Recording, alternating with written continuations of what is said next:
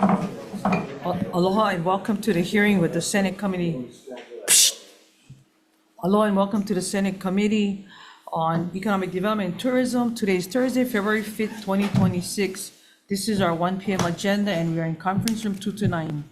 This hearing is being streamed live on YouTube. In the unlikely event that we must abruptly end this hearing due to technical difficulties, the committee will reconvene on Tuesday, February 10th, 2026 at 1 p.m. in conference room 229.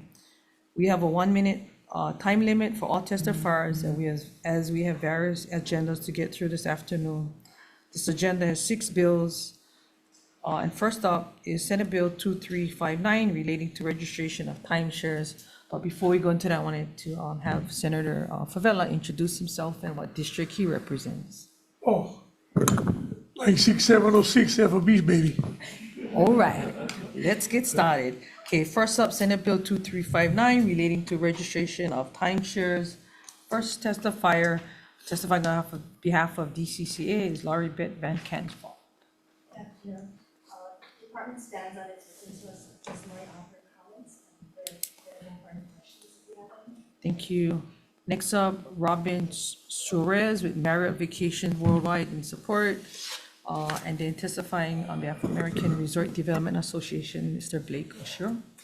Thank you. We stand on our written testimony and on support, and we will open any questions. Thank you. Also, we have Stephanie Donoho from Kohala Coast in support. Daralis Vega de Fernandez of Travel and Leisure in support. Stacy He in support from ARDA, as well as Robert Ishihara from Hilton Garden Vacations, Waikoloa. Anybody else wishing to testify on this measure? Seeing none. Senator Favela, any questions? Okay. DCCA, please. Thank you. So the bill intends to streamline the department's review and approval of annual renewals and amendments to the plans. How long does the department usually take to review the submissions? It depends if there's amendments attached to it. So one of my comments I made was to help it go quicker, to take out them allowing to submit the amendments to the disclosure statements. So that will help streamline it. It depends, it could take anywhere from, it depends how busy we are. Some of them, we have not gotten our letters out, so I know that has been an issue for some of the people once it's been approved. So Is it because manpower or? part of it is that, Okay. yeah. So if the changes proposed in the bill reduce the time it takes to review this renewals and plan amendments? I'm sorry. Will the changes proposed in the bill reduce the time it takes to review the For the renewal? renewals, if we take out that one section about the disclosure statement, that would reduce the time to review on some of them. We Okay. still would like some time to review it, instead of being an automatic acceptance. So we're working with ARDA to come up with that time frame that would be acceptable to both sides. Okay, thank you. Next up, Senate Bill 2169 relating to Agribusiness Development Corporation. First up, Lauren Yasaka for Department of Land and Natural Resources. Stephen Dominion on behalf of Lauren. We stand by our written testimony. Thank you. Next up, Wendy Gady for Agri Development Corporation. Good afternoon, Chair. Wendy Gady, EDC, and we stand in support and are here for any comments. Thank you. Next up, Brian Miyamoto on behalf of Hawai'i Farm Bureau. Aloha, Chair. The Hawai'i Farm Bureau will stand on its written testimony in support. Thank you. Anybody else wishing to testify on this measure? Seeing none. Senator from the other side, do you have any questions? Okay. ADC, please. So, you guys have any do you currently have any lands that you guys looking at condemning, but without the authorization provided in this bill? Good afternoon, Senator Wendy Gady with EDC, and we do not. You don't? You don't have any? No. Okay, thank you. Next up, Senate Bill 2170 relating to North Kohala Kinnersley East Site Land Parcel. First up, sorry, ADC, Wendy Katie. Good afternoon, Chair. Wendy Gady with ADC, and we stand in support and are here for any comments. Thank you. Next up, Hawaii Farm Bureau, Brian Miyamoto. Thank you, Chair. The Hawaii Farm Bureau will stand on its written testimony in support. Thank you. Anybody else wishing to testify on this measure? Seeing none, just a quick question, Wendy, please. How large is this land you guys wanting to purchase, and what do you foresee being grown on that parcel? So these are Class C lands from the classification, and so it's very suitable for cucumber, eggplant, tomato, all of the items that the DOE currently has on their short list. Okay, perfect, thank you. Next up, Senate Bill 2263, relating to business competitiveness. First up, Department of Economic Development and Tourism. Chair, members of the committee, Deputy Director Dan Wicker, and we stand from Blue Bed, and we stand on our testimony and support. Thank you. Next up, Jennifer Chun, Acting Administrator of DBID, testifying for DBID. Chair, we stand on our written testimony. Thank you. Thank you. Next up, Kaohi Manu Lydia Dang Akiona from Koala Coast Urgent Care in support. Lauren Zerbel, testifying on behalf of Hawaii Food Industry Association on Zoom. Not present on Zoom, Chair. Thank you. Next up, Brian Miyamoto on behalf of Hawaii Farm Bureau. Chair, the Hawaii Farm Bureau will stand on its written testimony in support. Thank you. Sherry Menor on behalf of the Chamber of Hawaii of Commerce. Chair, members of the committee, my name is Julian Kiawa on behalf of the Chamber of Commerce, and we stand in support of our testimony. Thank you. Next up, Tina Yamasaki, testifying on behalf of Hawaii Transportation Association. Tina Yamaki on Zoom. Not present on Zoom, Chair. Thank you. In support, Matt Pelberg. Also Chair, in Matt support. Perlberg, on behalf of Golden Rule Collaborative, will stand on our written testimony and support. Thank you. Pam Tupop, on behalf of Maui Chamber of Commerce in support. Jacob Winsek in support. And then Matt, they got you twice. Matt on behalf of Melly James? Yeah. Twice. Okay. In support, anybody else wishing to testify on this measure? Set, please. Good afternoon. My name is Seth Colby. I'm Acting Director of Budget and Finance. I've been involved in this Business Revitalization Task Force as through the Department of Taxation, later as administrative support and research support during my time as the chief economist, and just wanted to be here and say, this bill is also important for our budget, because without economic growth, it's very hard to support our budget needs. And just wanted to say I'm available for any questions that you may have. Thank you, sir. Anybody else wishing to testify? Please, and state your name.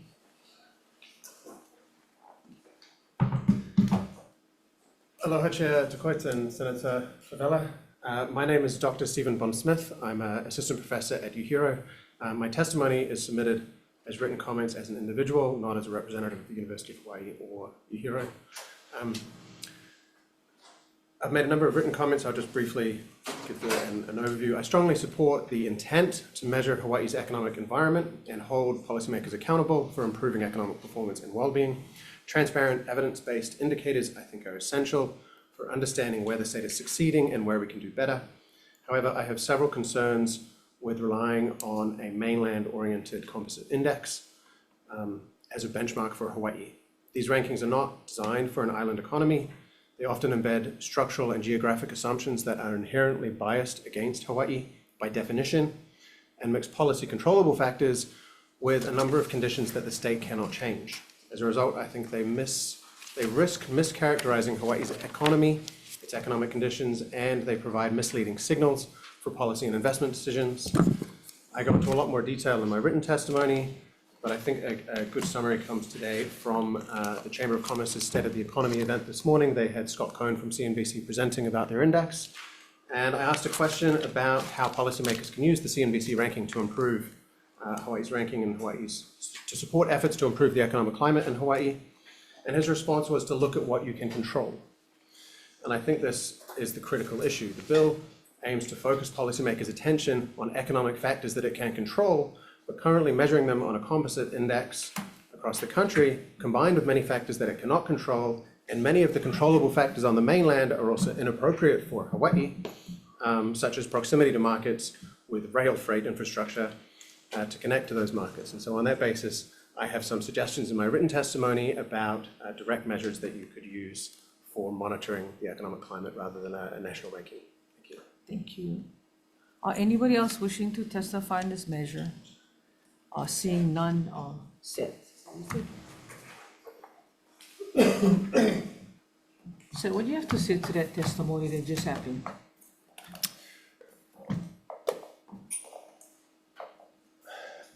Hawaii operates in a competitive landscape with the rest of the United States. So we don't have control over everything that happens, but we have control about how we're going to compete. And the fact that we're looking for a ranking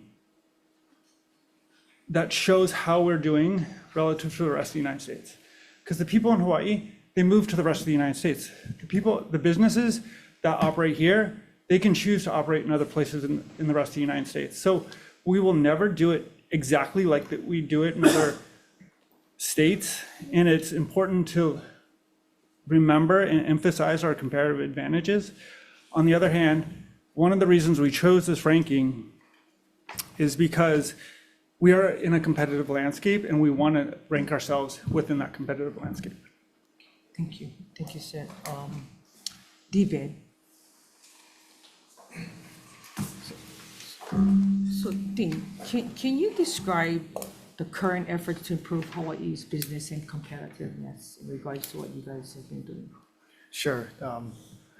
Members of the committee, Dan Wicker, Deputy Director at DBED. So just kind of listening to the discussion of the prior speakers, we've watched the CNBC metrics come out every year. Broadly, they're applicable. You're talking about workforce development, infrastructure, and business climate. So from an economist, I'm not an economist, but from a planning background perspective. You know, they're not always correct, so I like your perspective on stuff like this. Our Research Economic Analysis Division does an emerging sector report every year. What determines what those sectors are is government, through policy, through the resources we get. And so yes, we do influence our own metrics. So if we look at what the national trends are and where we got to make those investments, for DBED, that's where we're focused on. A lot of it is infrastructure and facilities. In fact, if you actually look at some of UHERO's reports and findings, a lot of it points to manufacturing, small business. And so when we look at the drop-off points of where, if we're really truly going to diversify our economy, those small to medium businesses, their drop-offs are a lack of access to certain facilities, certain infrastructure. That's a starting point. If we can put in those actual open access facilities to help them anchor and scale up, we can also start to not only help them expand products, whether for domestic sales or exporting to the internationally, but then we can also tap and leverage our own ecosystem, such as our Business Development Support Division through Hawaii Made and what they do. That's applicable to just the manufacturing side. So in the other areas, another metric with the workforce development, we are working closely with the Department of Education and the School for Adults and trying to understand what the drop-off points are for those high school students that graduate that do not go on to post-secondary. How do we look at what industries that align with the CTE programs and what facilities are needed so that they can transition straight into jobs? But infrastructure is a key one, Senator, and where DBED is focused a lot on the investment of that, whether it's through land acquisition and then through the development of those actual facilities. So do you agree with how the working group and the report that of course they would have to bring back to the legislature, because I know you've been in several of those meetings? Do you agree with it? So I did participate and sit on a few meetings up front. So I cannot speak to, in fact, all the work. Although at the time, Dr. Colby did provide updates. I agreed with his approach. What this bill does is it puts teeth behind if we're going to be serious about increasing our competitiveness. We did it with energy, we put a mandate on energy, we put a mandate on food production, doubling food production, we put goals on housing. So if we want to be competitive, this helps drive it, and it holds both executive and legislative branch accountable by saying, okay, if we want to increase where this bill says we're getting at the top 10, DBED, what's the plan to get there? And we'll be coming back, okay, here's our plan, here's the resources that are needed. Thank you. You're welcome. Any questions? Oh, okay, thank you. Thank you. Moving on, Senate Bill 2360 relating to state enterprise zone. First up, Dennis Ling, Department of Business Economic Development. Hello, Chair, committee members, Dennis Ling with the Business Development and Support Division of EDT. And we stand on our written testimony providing comments. Thank you. Next up, Dane Wicker, Deputy Director for DBED. DBED stands on the testimony and support. Thank you. Department of Taxation. Good afternoon, Chairman of the committee. Robert Avila on behalf of DoorTax. We stand on our written testimony providing comments, and I'm here to answer your questions you may have. Thank you. Thank you. Next up, Wendy Gady with ADC. Good afternoon, Chair, Vice Chair, members of the committee. I'm Wendy Gady with ADC, and we stand in support of this bill. Thank you. Benson Medina on behalf of Hawaii Department of Research and Development in support. Amy Selbe testifying for CENC, Honolulu Office of Economic Revitalization in support. Dave Erdman, Interim President for Retail Merchants Hawaii on Zoom. Not present on Zoom, Chair. Thank you. Tom Yamachika on behalf of Tax Foundation of Hawaii. Aloha, Colleen Taramai with Tax Foundation on behalf of our president, Tom Yamachika. Tax Foundation of Hawaii stands on our written testimony and comments. Mahalo. Thank you. Brian Miyamoto, Hawaii Farm Bureau. Thank you, Chair. The Hawaii Farm Bureau will stand on its written testimony in support. Thank you. Next up, Sherry Manoy testifying on behalf of the Chamber of Commerce. Chair, members of the committee, Julian Kiaba on behalf of the Chamber of Commerce, Hawaii, will stand on our written testimony in support. Thank you. Next up, Matt Perlberg, Holomua Collaborative. Matt Perlberg, it's okay, Senator. Matt Perlberg, Holomua Collaborative, we stand on our written testimony in strong support of this measure, available for any questions. Thank you. Next up, Lauren Zerbo on behalf of Hawaii Food Industry Alliance Association on Zoom. Not present on Zoom, Chair. Thank you.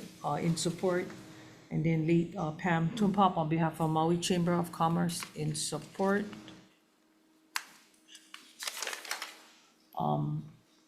And then Matt Perlberg again on behalf of Millie James. Also standing on our testimony in support. Thank you. Late Andrew Min testifying for Min Plastics and Supply.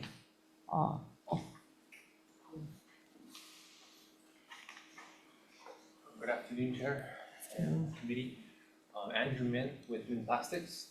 This year was our first year part of the Enterprise Zone program, and I would say 90% of our work is custom manufacturing and specialty work for the state. And it was kind of sad to see that we did qualify, although the incentive benefit only impacts maybe like 10% of what we actually did. So anything to revise the definition is much appreciated. I think we did employ a lot of great people. I think the state support in manufacturing in our sector is much appreciated. And yeah, thank you. Oh, thank you. I was going to tell you if you sit down, you're making me nervous standing up like that. No. Usually they have the podium. Yeah, no, thank you. No, that's the house side. Thank you. We sit down. Anybody else wishing to testify on this measure? Thank you. Good afternoon, Senator. I brought my football. Been a Super Bowl weekend today. I know the LA Rams should have won against Seattle Seahawks, but since the Seahawks won, so we have to root for the Seahawks and the West Coast teams. As you know, they're the blue states. So I'm here to testify on the state enterprise zone. As you know, that is a state enterprise zone is a place where you don't have to pay state taxes if you conduct business But for myself, I like to combine with the federal's foreign trade zone, which we have in Pier 7 and certain Mililani Technology Park is designated as a foreign trade zone. So if we combine both foreign trade zone and the state enterprise zone, we can have a free trade area, like a no tariffs area. So we can designate, like, I know that President Trump and the administration is going with the tariffs right now, but we can eventually, that's gonna phase out and become no non-tariffs. And with the new administration, hopefully comes in and brings like a free trade area for Indo-Pacific region again, and meeting the Apex Bogart Doctrine and Pajaya Agreement, which by year 2040, all APEC countries in the Indo-Pacific region must have a free trade agreement, which we made a requirement already with during the Barack Obama administration and Joe Biden administration. We had the TPP going, we had the economic framework for Indo-Pacific region. So we still want to proceed with the multilateral kind of free trade agreement and making Hawaii the place so we can work with other countries, other cities, other states that have a free trade area. And we're gonna move in that direction. So we'll be the first state in the nation to initiate a free trade area in the Indo-Pacific area. So everybody can come here and sign a free trade agreement, just like duty-free shoppers. You go in their shop, you don't have to pay non-tariffs. Unfortunately, duty-free shoppers closed that's last month. So we lost that Waikiki Gallery because I wanted to use the second floor there as a free trade area. And I talked to the people there. Can you but wrap didn't up your seem to work. testimony, please? So I do support the bill, but I just want we need to reassess the enterprise zone so we can combine it with the foreign trade zone and make it happen. Thank you very much. Thank you. Anybody else wishing to testify on this matter? See none. Members, any questions?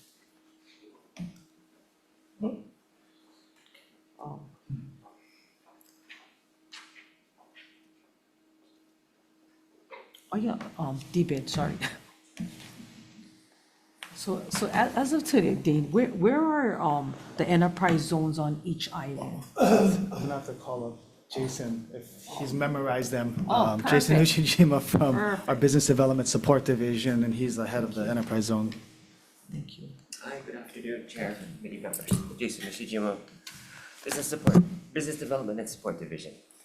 Jason, can you tell us where are the enterprise zones and if every island has an enterprise zone? Yes, every island currently has a zone. Right now, the majority of the neighbor islands are encompassed in enterprise zone. For Honolulu County, it is much of the North Shore, the west side, Kaka'ako, and Waimanalo, and much of the central Oahu as well. So how have they stimulated business, whether it be agricultural and industrial growth in those areas? So with looking at our most recent annual report, the enterprise zones, it had stimulated, it was a 271 million in revenues for the businesses who did report and who were a part of the program. Additionally, the program is currently supporting 939 jobs across all of the enterprise zones and the companies who are enrolled and reported. So is the reporting mandatory, because you said for those that did report? The reporting is not mandatory. The reporting is required if the companies do want to take the benefit.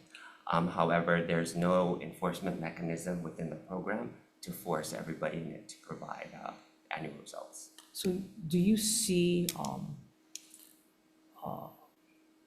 more companies asking for that enterprise zone in their areas to stimulate the economy?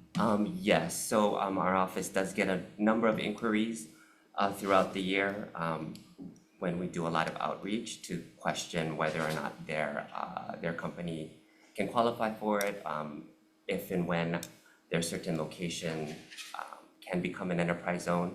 So there's a strict definition for what an enterprise zone is and how they can be designated. So unfortunately, not the entire state can be an enterprise zone. So I know, like, what's your thought on the tech parks? Incorporating tech and aerospace into enterprise zones? I think it would be a good sector to include in the enterprise zone program.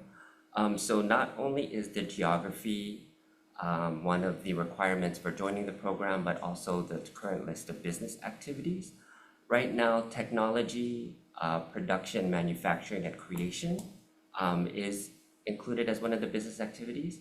I think it might be a good idea to consider technology services as we look at companies who work with AI or more on the service side. Right now, they do not qualify for the program.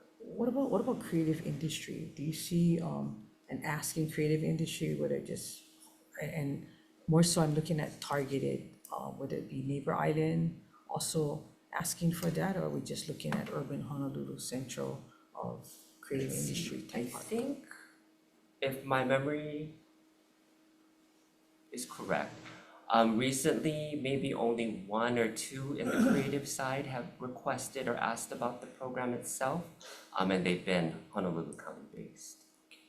Thank you. Sure, Senator Fukunaga. You know, with the I guess, extended opportunity zone credits, how do they factor into the mix? You know, because enterprise zones, you have to have a particular income level and specific qualifications for that zone, right?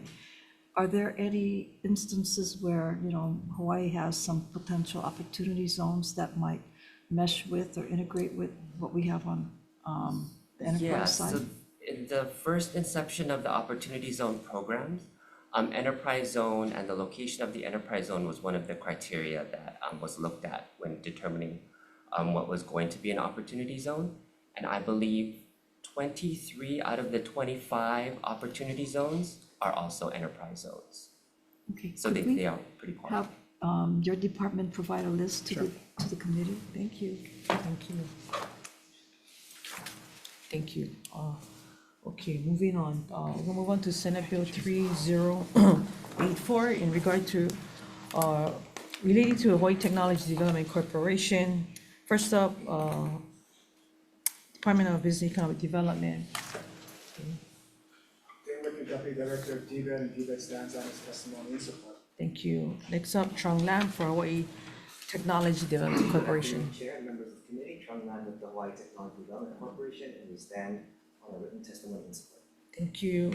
Next up, Chamber of Hawaii, Julian. Hello, Chair, members of the committee, Julian Kiao, now the Chamber of Commerce Hawaii, and we stand on our written testimony in support. Thank you. Naomi Kukak testifying for Simone Pietri Enterprises in support. Lauren Zerbo, Hawaii Food Industry Association on Zoom. Not present on Zoom, Chair. Thank you. Next up, Patrick Sullivan testifying for Oceanet in support. And Pam Tupop, Maui Chamber of Commerce in support. Anybody else wishing to testify on this measure? Seeing none, members, any questions? I got one for you, Trung. So by expanding the allowable uses of funds under this program, do you expect more businesses to apply for these grants? And how many grants are currently awarded per year? We currently award about 20 out of around 50 applicants per year from the current program. We're seeing changes on the federal side where the types of grants that are coming down are much more varied. So this bill allows us to support local companies as different opportunities for federal R&D grants come down. So we're not just restricted to the SBIR program. Thank you. Thank you. Okay, we're gonna take a short recess.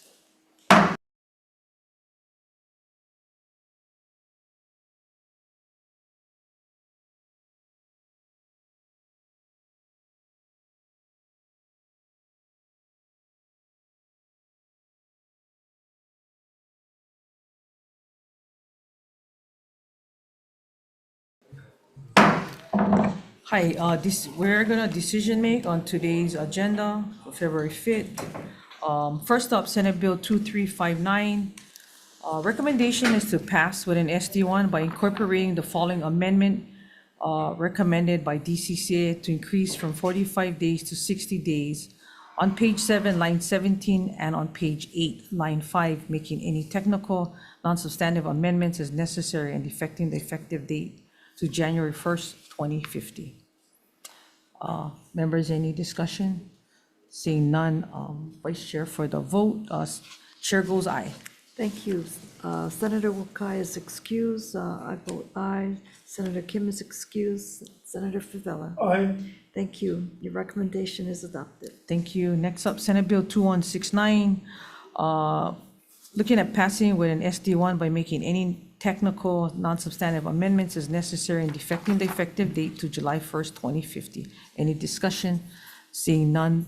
Vice Chair for the vote, Chair goes aye. Thank you. For the members that are present, are there any voting with reservations or objections?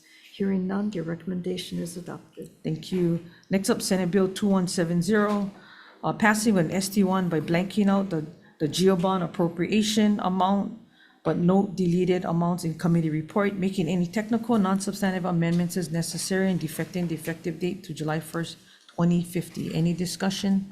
Seeing none, Vice Chair for the vote, Chair goes aye.